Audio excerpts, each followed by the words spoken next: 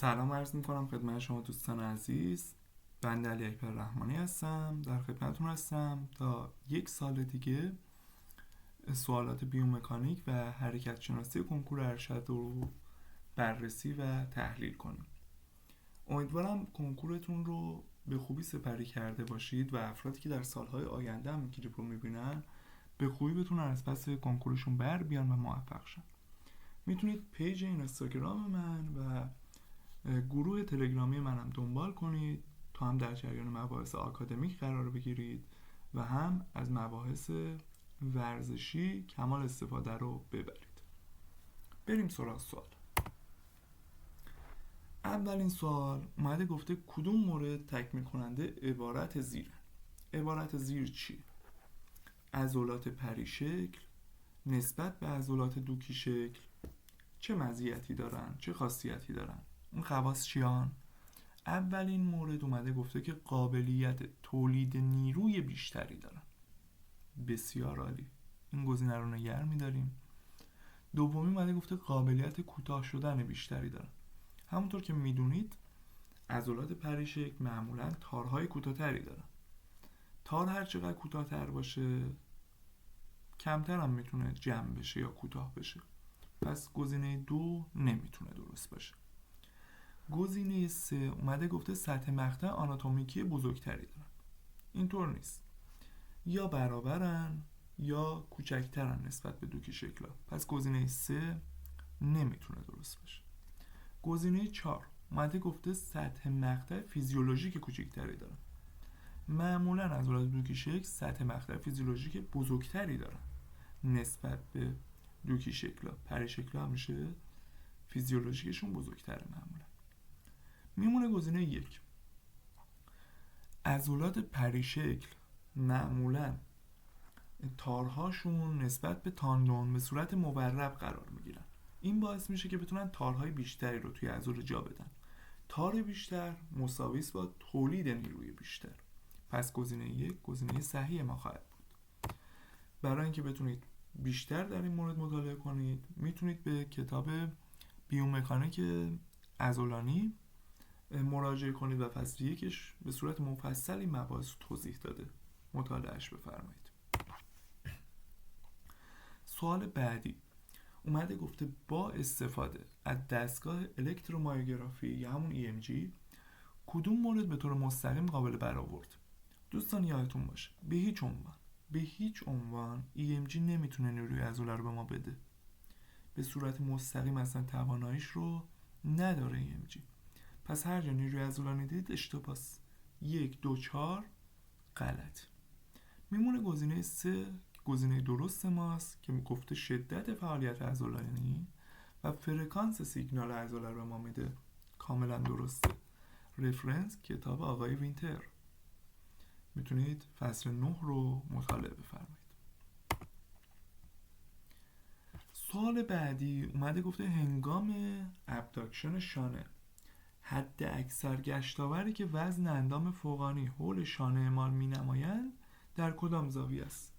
یعنی چی؟ یعنی زمانی که ما دستمون رو میاریم بالا گشتاور وزن دستمون کجا بیشترین مقدار نسبت به شونه؟ اوکی. برای اینکه اینو بفهمیم اول باید ببینیم که فرمول گشتاور چی بود. فرمول گشتاور بود F ضرب در D. این شکل هم به ما کمک میکنه. سوالی که از شما دارم، آیا وزن دست تغییر میکنه؟ خیر. پس طبعا F که همون وزن دست ماست یک عدد ثابت خواهد بود. برای اینکه ما گشتاور رو بتونیم کم و زیاد کنیم باید با چی در واقع دست و پنجه نرم کنیم؟ با این D که همون بازوی گشتاور ماست. اوکی. این بازوی گشتاور رو نگاه کنیم. این 10-20 درجه است که واسه ما مهم نیست.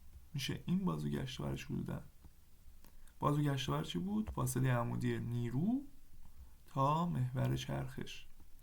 این میشه دومی که بودن همون 60-70 درجه است و این میشه سومی که 90 درجه است. از 90 هم رد کنیم دوباره میشه نزدیک همین 60-70 درجه. پس بیشترین بازوی گشتاور ما کجا داریم؟ توی 90 درجه. پس هر چقدر گشتاور بخواد بره بالا باید بازو رو زیاد کنیم. چرا؟ چون نیرومون ثابت بود. با توجه به این موضوعی که خدمتتون عرض کردم، گزینه صحیح ما کدوم میشه؟ گزینه 2 گزینه صحیح ما خواهد بود. سوال بعد اومده گفته در یک تست ایزوکینتیکی روی مفصل آرنج گشتاوری معادل 30 نیوتن متر و سرعت زاویه‌ای 3 رادیان بر ثانیه حالا انجام شده. توان تولیدیمون چند وات؟ خیلی ساده، شما فرمول رو بلد باشی فقط جایگزینی میخواد. توان برابر است با گشتاور ضرب در سرعت زاویه‌ای. گشتاور رو داریم، سرعت زاویه‌ای هم داریم، ضرب میکنیم، جواب ما میشه توان تولیدی ما 90 وات است. گزینه 4.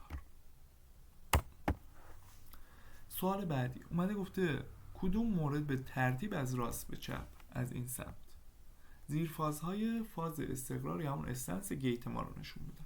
اوکی، کتابو باز میکنیم. آقای نیومن نوشته اینا همونطور که میبینید توی شکل از سمت چپ به راست فازها مشخصه دیگه، لازم نیست من توضیح اضافه بدم، اینو باید حفظ باشید در واقع که گزینه 3 گزینه درست ما هستش. سوال بعدی اومده گفته که وقتی در حالت ایستاده با انقباض عضله دوقلو روی پنجه پامون میریم نوع اهرم و مزیت مکانیکیش چطوریه؟ اوکی، این پایه‌ای ترین مبحثیه که شما قطعا توی اهرم ها میبینید. یعنی شما سر هر کلاسی تو سطح خاورمیانه و جهان برید این مثالش هست و هست نمیشه. پس فقط لازم بود که شما سر یک کلاسی حضور پیدا کرده باشید در گذشته که بتونید این سوال رو جواب بدید. خب بیایم بررسی کنیم. این اف ماست که همون چسبندگی عضله دوقلو ماست که در واقع نیروی محرک ماست، داره ما رو بلند میکنه که ما با اف نشونش میدیم. این آر چیه؟ این آر اونجاییه که وزن ما میاد روی پا متمرکز میشه، یعنی از بالاتنه میافته روی ران، از ران میافته روی درشنی، از درشنی میافته اون قسمتی که حالا آر قرار داره. این همون نیروی مقاوم ماست، ما داریم اینو بلند میکنیم از زمین و اون داره مقاومت میکنه نسبت به بلند شدن. تکیهگاه ما کجا میشه؟ تکیهگاه ما میشه اینجایی که پا با زمین در تماسه، پای ما با زمین در تماسه و ما حول اون نقطه داریم حرکت رو انجام میدیم. پس نیروی مقاوم ما وسط قرار گرفت. نیروی مقاوم وسط قرار بگیره اهرم نوع 2 هستش. آفرین، توی گزینه ها فقط یک گزینه نوع 2، ولی خب ما سوال رو ادامه میدیم. مزیت مکانیکی چطور به دست می اومد؟ طبق این فرمولی که شما اینجا دارید میبینید که اگه اشتباه نکنم این شکل فرمول من از کتاب همیل برداشتم، اومده گفته که مقدار بازوی در واقع فورس یا اون اف ما نسبت به مقدار بازوی اون نیروی مقاوم ما که آر هستش. یعنی چی؟ یعنی فاصله F تا A تا R تا A که F بزرگتره دیگه، درسته؟ پس این تقسیم بر اون قطعا یک عددی بزرگتر از یک میشه. مزیت مکانیکی ما بالای یک. گزینه 2 گزینه صحیح. سوال بعدی کدوم یکی از وسایل زیر برای اندازه‌گیری قدرت بهتر؟ خب این سوال گفته بهتر است، یعنی خودش هم میدونسته نمیشه قدرت رو خیلی درست حسابی باشون به دست آورد. میریم سراغ گزینه‌ها. گزینه 1 دستگاه ایزوکینتیک. ایزوکینتیک به ما گشتاور رو میدهد، پس میشه باهاش یه کارایی کرد، یه برداشتایی از قدرت داشت. سیستم الکترومایوگرافی هیچ برداشتی ما نمیتونیم ازش داشته باشیم، چون به ما گفتیم که فقط فعالسازی این عضلات رو میده که خب به درد ما نمیخوره توی بحث قدرت، بعد چیزای دیگه کنارش باشه.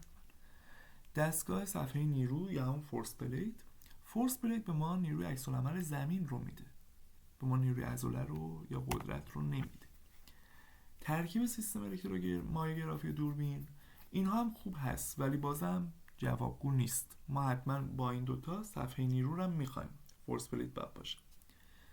پس بهترین گزینه از نظر من گزینه 1 هستش که هرچند بازم به نظرم کافی نیست. سوال بعدی اومده گفته اگه عضله دو سربازویی هنگام حرکت جلو بازو با نیروی 520 نیوتن آرنج رو به اندازه 2 رادیان تا کنه یا فلکشن بده، مقدار کار زاویه‌ای چند ژوله. طول بازوی گشتاور هم گفته 5 سانتی متر. بریم تو کارش. فرمول گشتاور چی بود؟ F ضرب در دی. ما اینجا میایم 520 نیوتن رو ضرب در بازوی گشتاورمون میکنیم که 5 دهم متره. قطعا خیلی ها همینجا اشتباه کردن، یعنی اومدن 520 رو ضرب در 5ش کردن و در نتیجه این جواب در ادامه تبدیل شده به 5200 که اشتباهه. ما تو فرمول گشتاور بازوی گشتاور رو به متر میذاریم نه به سانتی متر، پس این تبدیله رو باید انجام داده باشه. جواب شده 26 نیوتن متر. اوکی. حالا کار چطور به دست می اومد؟ ما میام گشتاور رو ضرب در اون جابجایی که گفت میکنیم. چی به دست میاد؟ میشه 26 ضرب در 2 52 ژول. درست شد؟ به همین راحتی. گزینه 3 گزینه درست. سوال بعدی، در مفصل گلنوهمورال گشتاور منفی با سرعت منفی همراهه. در این شرایط توان تولیدی و کار انجام شده چگونه است؟ اوکی. توان رو ما با چه فرمولی به دست می‌آوردیم؟ بالاتر من توضیح دادم. ما میتونیم گشتاور رو ضرب در اومگا کنیم مثلا. درسته؟ یعنی گشتاور رو ضرب در سرعت کنیم. گشتاورمون گفته منفیه، ضرب در سرعتمون هم گفته منفی. منفی در منفی مثبت. پس توان ما مثبته. کارمون چی؟ کار کجای این نمودار توانه؟ ببینید این نمودار، وایسید من قلم نوری رو بردارم. این نمودار توانه این پایین. فرض کنید این نقطه ایه که ما توانمون مثبت بوده و هست البته تو این شکل. کار کجاست؟ کار این فضای زیر نمودار هستش. پس اگه توان ما مثبته کارمون هم طبعا مثبت میشه. پس گزینه 4 گزینه درست ما خواهد بود. سوال بعدی اومده گفته در شکل مقابل اگر جرم بازو برابر 2 کیلو، جرم ساعد برابر 1 کیلو باشه، بر اساس مختصات هایی داده شده مختصات مرکز جرم به ترتیب چقدر؟ یعنی به ما 2 تا مختصات 2 تا وزن داده، گفته کل این سیستم دست مختصاتش چنده. اوکی. فرمول چیه؟ این اگه اشتباه نکنم توی کتاب ریسرچ هست، یعنی اینو من از ریسرچ برداشتم، توی وینتر هم هست. اینی که الان من اینجا گذاشتم فقط واسه ایکسشه. خب واسه وایش هم شما همین ایکس ها رو فقط وای جاش بذارید، فرمول درست. خب ما میریم ببینیم چیا لازم داریم. ما یه وزن سیستم 1 و 2 رو نیاز داریم اگه 2 تا سیستم بود، بیشتر بود که بیشتر، و مختصات ایکسشون و توی اون فرمول مختصات ایگرگشون، و در مخرج هم دوباره اومده وزناشون رو با هم جمع کرده و اینا رو با هم تقسیم کرده. بریم انجامش بدیم. x ما اومدیم 2 ضرب در 2 کردیم. 2 اول جرم بازوی ماست، 2 دوم x بازوی ماست. اوکی، x مختصاتش جمعش میکنیم طبق این فرمول با چی؟ با سیستم دوم. 1 وزن دوباره توی ساحت و 5 ایکسش. درست شد؟ پرانتز رو میبندیم. تقسیم میکنیم با چی؟ وزن اولی به اضافه دومی.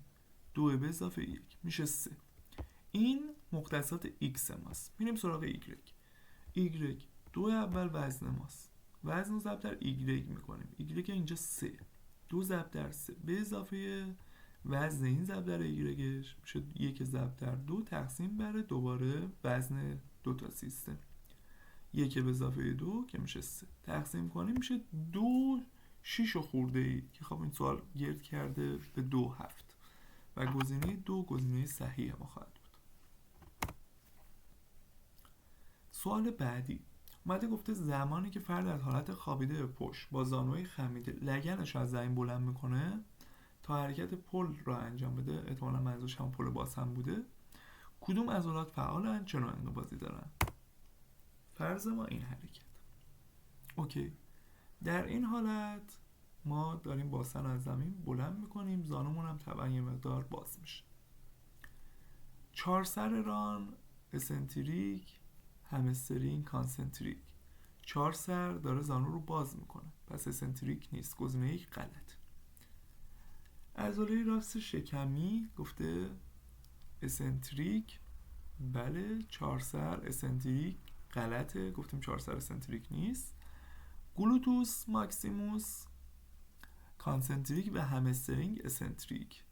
خیر، اینجا هم ببینید این حرکت در واقع هم توش همسترینگ داره به اکستنشن کمک میکنه و هم گلوتوس ماکسیموس. درسته که در واقع همسترینگ انقباض دوگانه داره، ولی به هر حال فرض بر اینه که همسترینگ انقباضش کانسنتریکه و گزینه 4 گزینه درست خواهد بود. سوال بعدی اومده گفته در ضربه بک‌هند تنیس روی میز کدام یک از عضلات زیر در کمربند شانه‌ای نقش آگونیست دارن؟ بک‌هند همون حرکتیه که ما با پشت دستمون انگار میخوایم به توپ ضربه بزنیم از داخل بدن به سمت بیرون. خب آگونیست چیه؟ آگونیست باید چرخش خارجی بده. هیچ کدوم از این حرکات عضلات چرخش خارجی نمیدهند به جز تحت خاری. شاید بگید گرد بزرگ خب اکستنشن فلان از این حرفای این شکلی، ولی گرد بزرگ یا باید در برابر مقاومت اکستند کنه یا اینکه هایپر اکستند انجام بده که فعال شه، در غیر این صورت فعال نمی شود. پس گزینه دو گزینه درست ما خواهد بود. به خاطر چی؟ گفتیم به خاطر اکسترنال روتیشن شانمون که توی این ضربه خواهیم داشت. سوال بعدی، کدام حرکت در کتف به ترتیب با چرخش خارجی و چرخش داخلی بازو کوپله یا همراه میشه؟ اوکی، این شکل رو من گذاشتم چون به نظرم خیلی میتونه بهتون کمک بکنه. ریترکشن حالتی بود که ما کتفا رو به هم نزدیک میکردیم. پروترکشن حالتی بود که ما کتفا رو از هم دور میکردیم. بیاین ما اینو مهندسی معکوس کنیم. این چیزی که میگم رو شما امتحان کنید. صاف بیستید، همونجور که دستتون کنار بدنتونه بازوهاتون رو به خارج بچرخونید. همونطور که متوجه شدید احتمالاً خود به خود بدن میره به سمت ریترکشن و زمانی که تو همون حالت بازوهاتون رو به داخل بچرخونید متوجه میشید که کتفا میره به سمت پروترکشن. پس گزینه یک گزینه درست خواهد بود. به همین سادگی. گزینه سوال 139، هنگام بالا رفتن از پله کدوم یکی از عضلات زیر دارای انقباض کانسنتریک؟ پهن داخلی نیم قشایی بله هستن. پهن خارجی ساق قدامی نیست چون ما اینجا میخوایم پلانتار بدیم. ساق قدامی چیکار میکنه؟ دورسی فلکشن میده، پس هضم میشه. دو سررانی سوئز نمیتونه باشه چون ما میخوایم اکستند کنیم ران رو، ولی سوئز به ما فلکس میده، پس نمیتونه باشه. راست رانی و سورینی. خب ببینید 1 و 4 جفتشون میتونن باشن، ولی چون پا در فلکشنه و نیاز داره وزنی رو بلند کنه، یعنی شما یه چیزی شبیه اسکات در نظر میتونی بگیری که با 1 پا داره انجام میشه. پس قطعا سورینی و راست رانی میتونن عضلات موثرتری باشن نسبت پهن داخلی و نیم قشایی، چون ما اینجا به قدرت نیاز داریم. پس از نظر من گزینه 4 گزینه درست ما خواهد بود. سوال بعدی اومده گفته کدوم یکی از عضلات اداکتور جز عضلات دو مفصله؟ شما فقط نیازه که آناتومی خونده باشی یه مقدار، یعنی شما کارشناسی کارتو حل میکرده ترم 1. عضله راست داخلی عضله دو مفصل ماست که هم روی ران عمل میکند و هم روی زانو. به همین سادگی. سوال بعدی که قبلا هم تکرار شده بارها در کنکور و احتمالاً از کتاب حرکات شناسی یکی از اساتید محترم میاد که خب حالا اسمشو نمیخوام بگم، اومده گفته در شنای کرالسینه پس از مرحله کشش فشار در مرحله خروج دست از آب تا ورود مجدد دست به داخل آب چه حرکت در مفصل گرانو همورال رخ میده. ببینید این تکنیک، این انیمیشنشه، ما اینو بارها سرش بحث کردیم و واقعا نمیشه به نتیجه درستی رسید. این حرکت همزمان تمام این مباحثی که توی گزینه‌ها هست، حالا من میشکافم الان، میتونه داخلش باشه. یعنی خیلی بسته به تکنیک شخص داره، خیلی بسته به این داره که طراح میخواد چجوری به این موضوع نگاه کنه. ولی خب ما طبق همون دانش اندکی که از شنا داریم اینو بررسی میکنیم. ببینید هم ابداکشن ما داریم، هم هایپر اکستنشن. درسته؟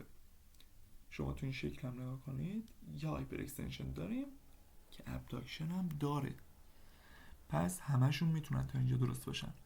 فلکشن شانه داریم، ببینیم تا حدودی بله، که حالا میتونیم نادیدش بگیریم البته، ولی خب تا حدودی واقعا داریم. اداکشن شانه میشه گفت نداریم. هوریزونتال فلکشن میشه گفت داریم تا حدودی. چرخش خارجی بازو، من اینو زیاد قبول ندارم. من به نظرم یه چرخش خارجی رو قبول دارم، چرخش داخلی بازو رو من قبول ندارم. شما دقت بکنید ما می‌خوایم 60 رو بذاریم داخل آب، یعنی کسی که شنا کار کردن میدونن که موقعی ورود به آب ما اول 60مون رو وارد آب میکنیم. توی این کلیپ هم نگاه کنید، اول 60 میاد داخل، بعد یه چرخشی میده که البته اگه بخواید از نقطه‌ای که دست داره خارج میشه نگاه کنید، ما یه چرخش خارجی خیلی ریزی داریم میدیم در کل حرکت. پس چرخش داخلی رو ما میتونیم حذف کنیم. چرخش داخلی کدوم بود؟ 2 و 3. این نظر بنده است، ممکنه طراح نظر دیگه ای داشته باشه، حواستون به این موضوع باشه. میمونه فلکشن و اکستنشنی که تو گزینه آخر هست. فلکشن قطعا نمیده، دست باز میشه که ما یک جهشی به سمت جلو داشته باشیم داخل آب. دست فلکس بشه اینجا واسه ما فایده نداره، پس ما دست رو صاف میذاریم توی آب، میریم به سمت جلو. گزینه 4 از نظر من گزینه صحیحه، هرچند بازم میگم بستگی به نظر طراح و سنجش داره. هرچند اون کتابی که ازش این موضوعات میاد همیشه تحلیل حرکت این شکلی، واقعا نمیدونم بیسش به چه شکل. سوال بعدی اومده گفته کدوم زوج از عضلات زیر میتونن در این مفصل عکس یکدیگر عمل کنن؟ بیایم ببینیم. تحت کتفی و تحت خاری. تحت کتفی جزء قوی ترین اینترنال روتیتوراست، تحت خاری ولی اکسترنال روتیشن میده. دلتوید میانی و فوق خاری جفتشون تقریبا یه کار میتونن بکنن، ابداکشن رو میتونن با هم دیگه در واقع همکاری داشته باشن. فوق خاری و تحت خاری جفتشون به ثبات و چرخش خارجی میتونن کمک کنن. گرد بزرگ و تحت کتفی جفتشون میتونن چیکار کنن؟ چرخش داخلی بدن. پس تنها گزینه‌ای که اینا خلاف هم کار خواهند کرد گزینه 1 خواهد بود که تحت کتفی و تحت خاریه. اینم جدول در واقع مسئولیتاشونه و اکشناشونه که توی کتاب خانم اوتیس آورده شده و با جزئیات میتونید بخونیدش. گزینه 1 گزینه درست. سوال بعدی، کدوم مورد به درستی عبارت زیر رو تکمیل میکنه؟ حین اجرای حرکت درازنشست بیشترین فعالیت عضله سوئز در حرکت فریکشن تنه در جای خالی حرکته. نیمه اول شروعش، نیمه دومش طول دامن. ببینید این درازنشست درسته. من حالا اینو میگم ولی حتما نیاز داره که مقالات بررسی شن. من بر اساس تحلیل بیومکانیکی خودم دارم میگم. برای اینکه شما بخوای بلند شی اول نیاز داری که سر و قسمت سینه‌ای که ستون فقرات رو از زمین بلند کنی، درسته؟ پس اینجا ما سوئزمون درگیر نمیشه به اون شکل، یعنی عضلات شکم ما درگیرن. این نیمه اول حرکتمون، یعنی من اینطوری برداشت کردم از سوال، ما فاز اولمون اینجاست، شروع و نیمه اول. نیمه دوم جاییه که کاملا از زمین بلند میشه و به نظرم این نیمه دومه، چون ما میخوایم چیکار کنیم؟ فلکشن رام بدیم در واقع دیگه. یعنی کار شیکم همون نیمه اول بوده و کار سوئز از نظر من تو نیمه دوم حرکته، یعنی اونجایی که دیگه کمر میخواد از زمین جدا شه. و اینجا به نظرم سوئز اوج فعالیتش باید باشه، هرچند شما باید مقالات رو بررسی کنید، این نظر شخصی بنده است. سوال بعدی اومده گفته در مرحله میان استقرار راه رفتن کدام عضله نقش اصلی در حفظ تعادل لگن در سطح فرونتال داره؟ یعنی شما پاتون رو بلند میکنید چپ و راست لگنتون نخوره زمین، تعادلتون هم نریزه. این شکل کتاب آقای نیومنه. همونطور که میبینید توی همون فازی که گفته شما میتونید چرخش لگن رو ببینید که لگن داره به ابداکت و اداکت میره. پس اینجا ما تعادل نداریم. اینجا کدوم عضله میتونه کمک کنه؟ عضله سرینی میانی.